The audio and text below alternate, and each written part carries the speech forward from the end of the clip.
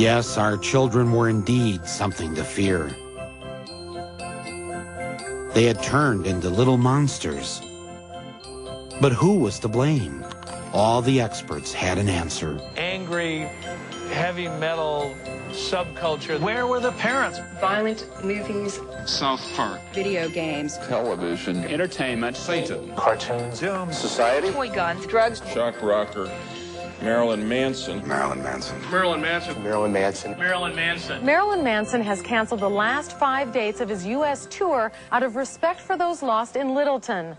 But the singer says artists like himself are not the ones to blame. This is perhaps the sickest group ever promoted by a mainstream record company.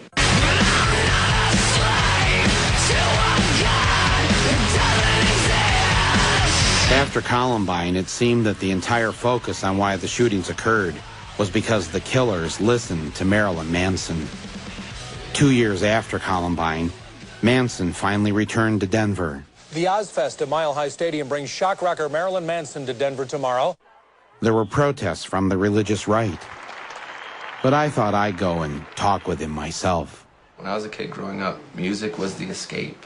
That's the only thing that had no judgments. You know, you can put on a record and it's not going to yell at you for dressing the way you do. It's going to make you feel better about it. Mm-hmm. Some will be so brash to ask if we believe that all who hear Manson tomorrow night will go out and commit violent acts. The answer is no. But does everybody who watches a Lexus ad go and buy a Lexus? No, but a few do. I definitely can see why they would pick me, because I think it's easy to throw my face on a TV, because I'm, in the end, sort of a poster boy for fear. Because I represent what everyone's afraid of, because I do and say what I want. If Marilyn Manson can walk into our town and promote hate, violence, suicide, death, drug use, and Columbine-like behavior, I can say, not without a fight you can't. The two byproducts of that whole tragedy were violence and entertainment and gun control.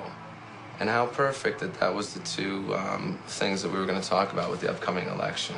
And also then we forgot about Monica Lewinsky, and we forgot about the president was shooting bombs overseas, yet I'm a bad guy because I've sang some rock and roll songs. And who's a bigger influence, the president or Marilyn Manson?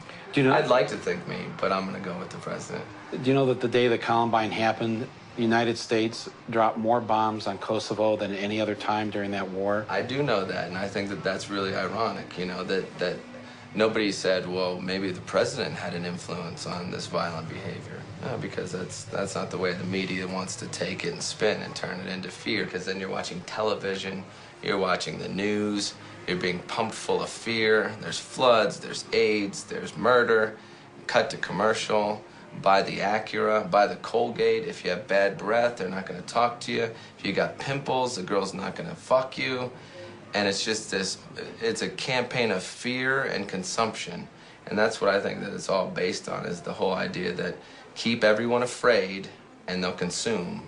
Mm-hmm. And that's really as simple as it can be boiled down to. Right. If you were to talk directly to the kids at Columbine or the people in that community, what would you say to them if they were here right now?